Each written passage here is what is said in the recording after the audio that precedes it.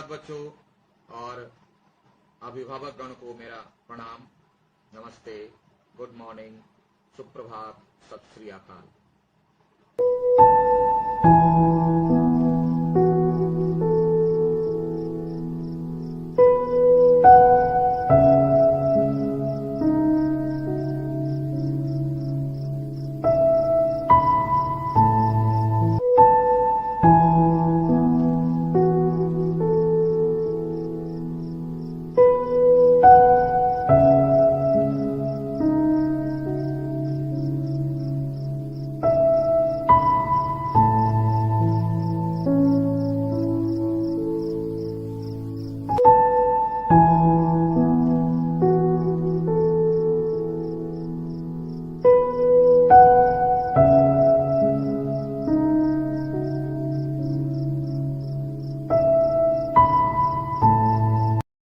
चलिए बच्चों, निकालिए कक्षा 8 के लिए ग्रामर, है ना, जिसमें हम लोग संधि पढ़ चुके थे। संधि के भेद: स्वर संधि, व्यंजन संधि और विसर्ग संधि। स्वर संधि की परिभाषा हम लोग पढ़े, जब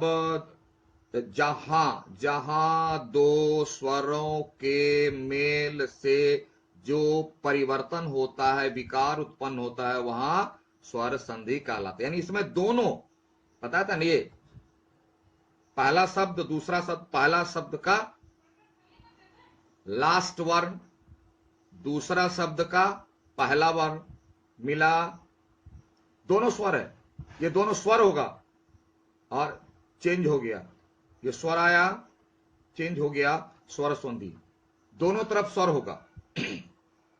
ठीक है, जैसे देखिए पुस्तकालय, पुस्तकालय में पुस्तक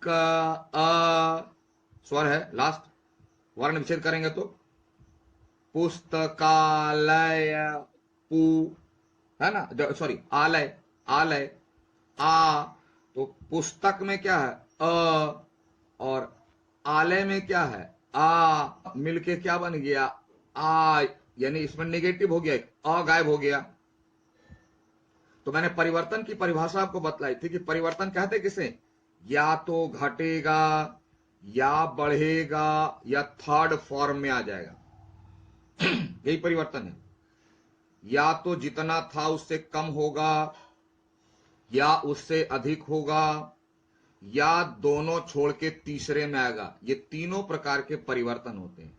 यहां परिवर्तन क्या हो रहा है, पुस्तक आलय आ बन गया पुस्तकालय, तो अ और आ में से अ गायब हो गया, घट गया, नहीं तो हो जाता कहता क्या पुस्तक आलय, अ गायब हो गया, तो ये परिवर्तन में आएगा। तो ये आएगा, चूंकि दोनों स्वर है, अ भी स्वर है आ भी स्वर है, इसलिए इसे कहेंगे स्वर संधि।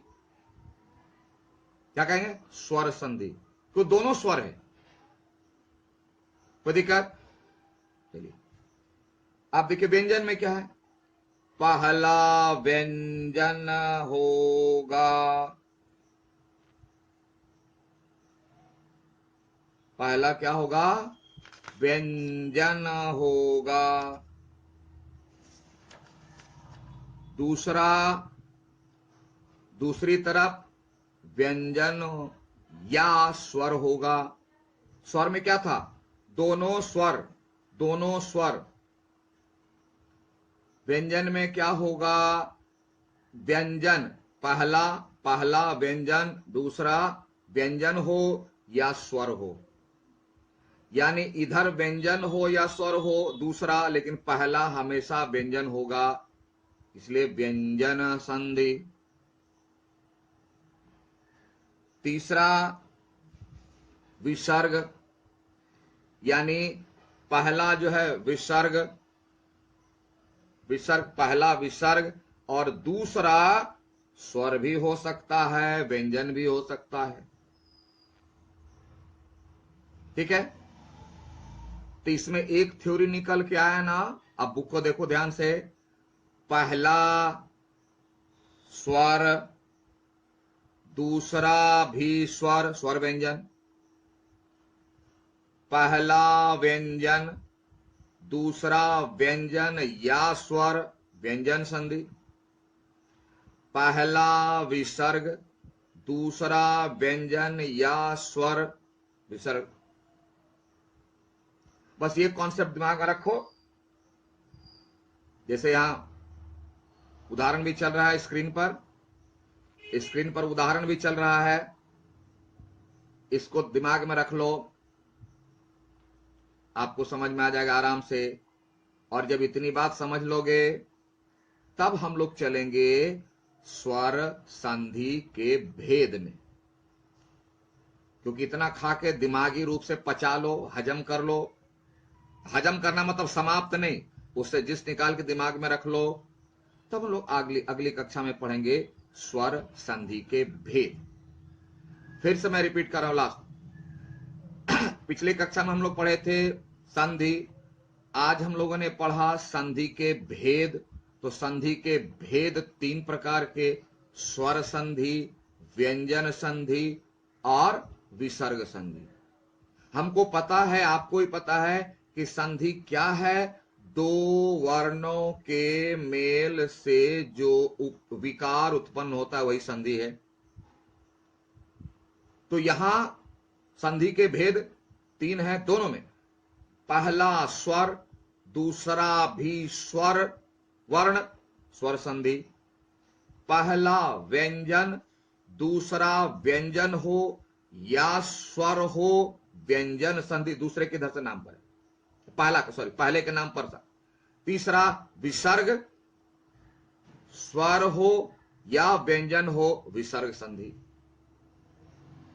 तो पहले के नाम पर है, तो इसको आप बार बार वीडियो चलाइए, देखिए, और स्क्रीन पर जो बातें चल रही हैं उसको भी ध्यान से देखिए, समझिए, बुक से कंपेयर कीजिए, सेटअप हो जाएगा, याद कर लीजिए। उसके बाद तब हम लोग चलेंगे संधि के स्वर संधि के भेद में। ठीक है, तब तक के लिए have a nice day, thank you.